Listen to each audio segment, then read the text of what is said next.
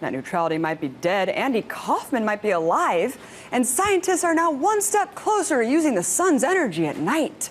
But out of all this madness, the media has had a singular focus over the last 24 hours. Justin Bieber has found himself in trouble yet again. It all started when Bieber was accused of egging his neighbor's house on Thursday. An egg at somebody's house is not great. However, we should point out Justin has been a problem neighbor. There's a history, right? Yes, the corporate press seems to have come down with Bieber fever. And really, can you blame him? I mean, just look at that face.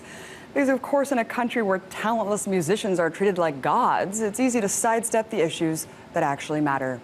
Like, for example, the fact that yesterday, at the same time helicopters were circling Bieber's mansion, the family of Kelly Thomas was grieving over one of the biggest injustices in recent history. Their son's murderers getting off scot-free. Or the fact that a group of 59 senators are currently pushing to derail the peace process between Washington and Tehran. In case you forgot, for the first time in over 35 years, the presidents of both Iran and the U.S. are on speaking terms, and they're in the process of negotiating a historic agreement. But you wouldn't know any of this if you were watching the corporate media, because they've had Justin Bieber music videos on loop for the last 24 hours. And you know it's bad when even TMZ is backpaging the Bieber egg scandal to cover real news about U.S. foreign policy. Not just covering it, but breaking it. Yes, you heard me right. Just this morning, TMZ broke open another huge scandal involving U.S. troops obsessed with desecrating dead bodies. What a world this is. Professional journalists are the ones covering celebrity gossip, while celebrity gossip sites are the ones doing the muckraking.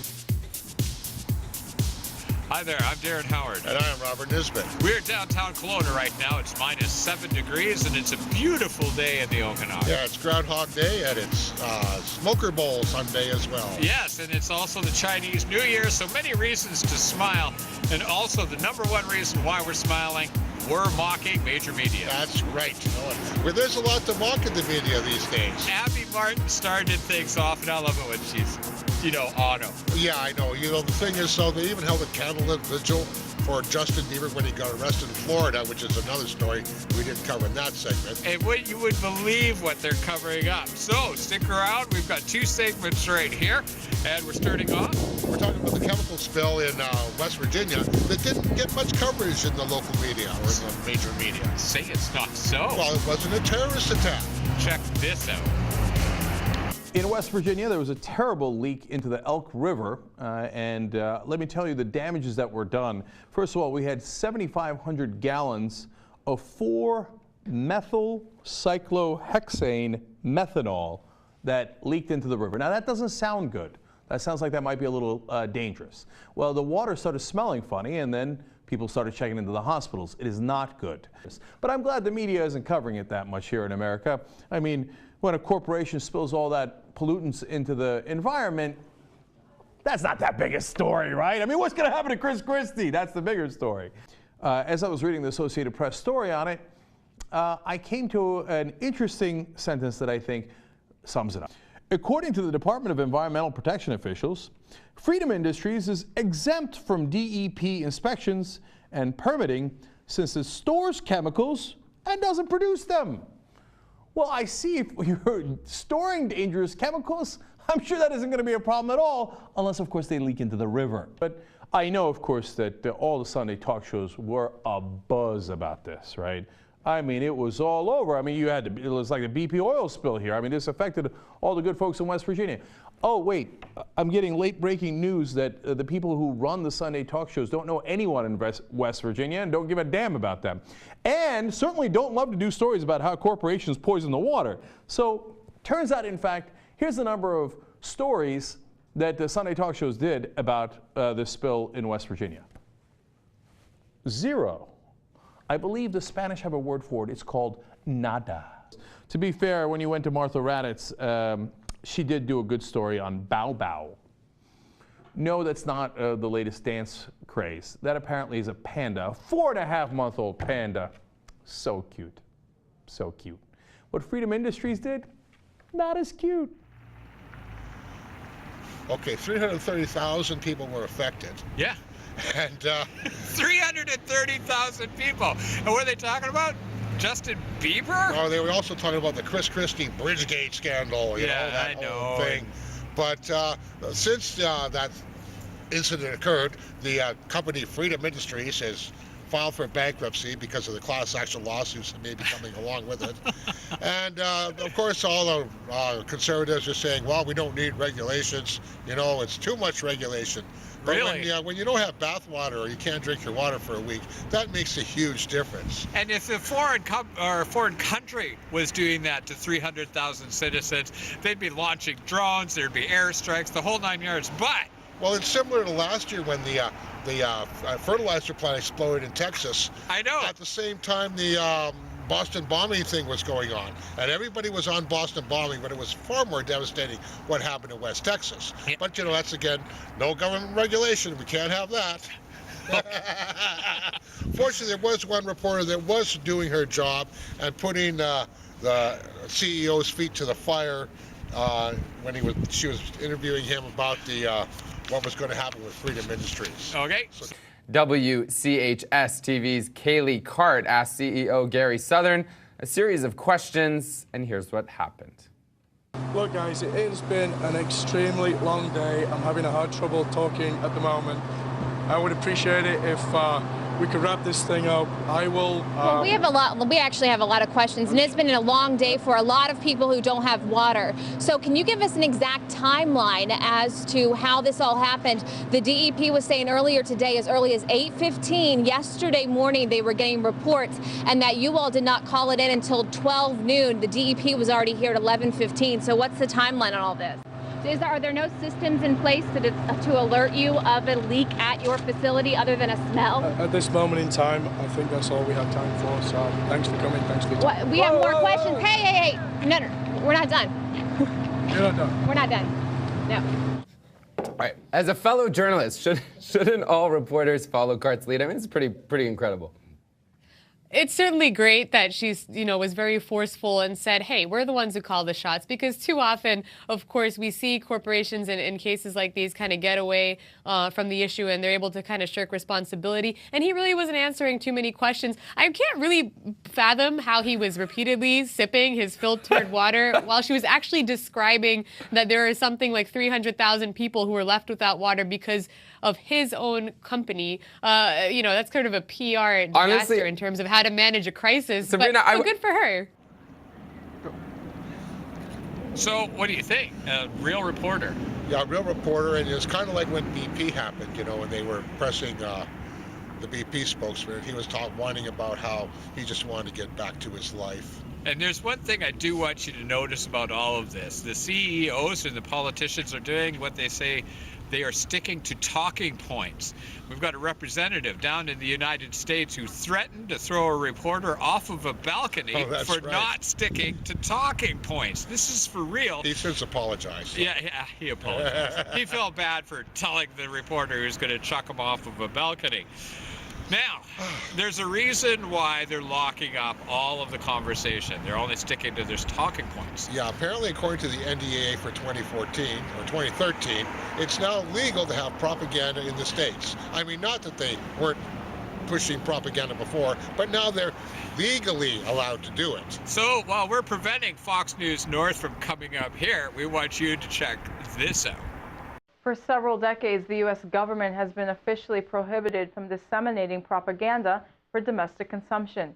That changed on July 2nd when a revised version of the Smith-Mundt Act went into effect. That measure had prevented Radio Free Europe, Voice of America, and other government-funded propaganda organs from transmitting their programs domestically at broadcast quality levels within the United States.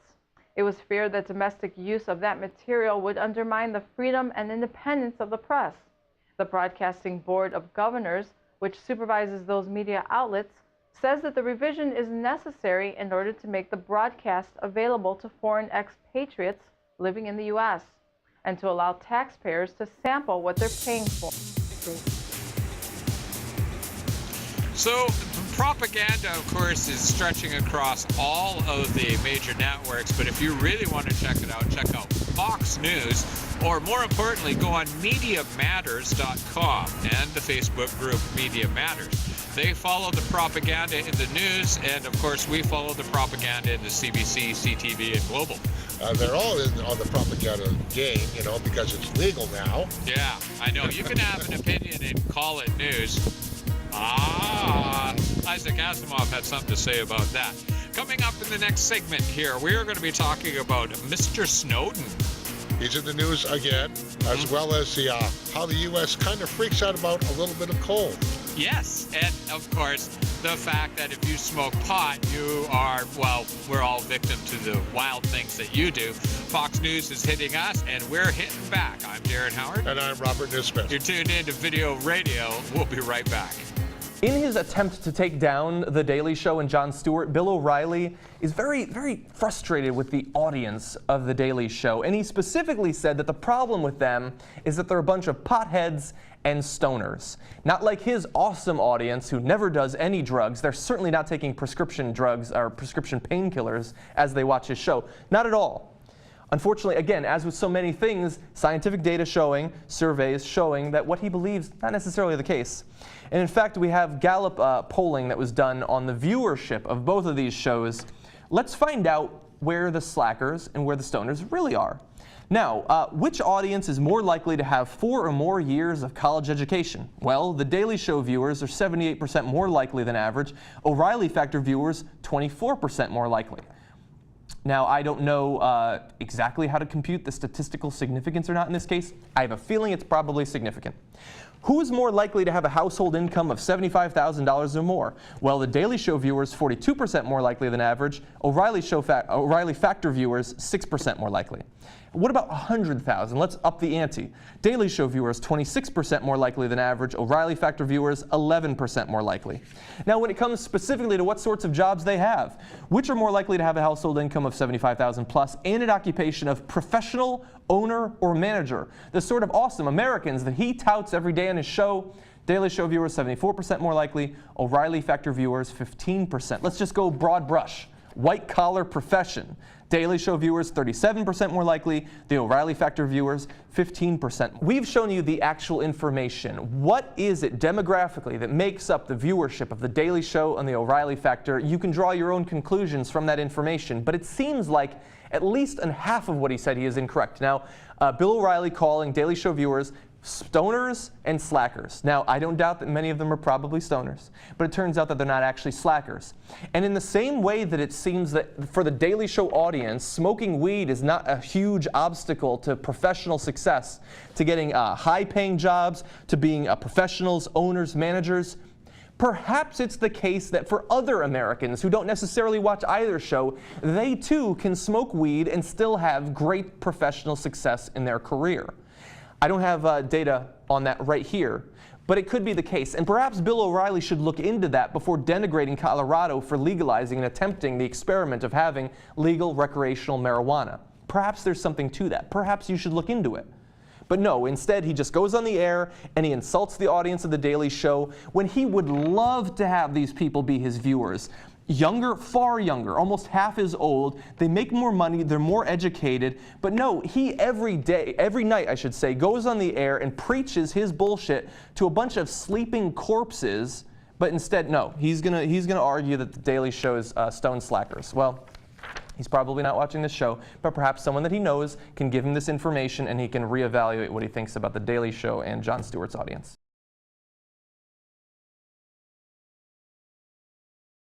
Canada used to have what is called a social safety net. That net used to consist of welfare and UI checks, and it ensured that people would not have to steal to live. But now there are no effective social safety nets left, except for the richest of the rich. How does it work? Well, it's pretty simple. Major corporations are awarded subsidies, tax breaks, and eased regulations, and you are not.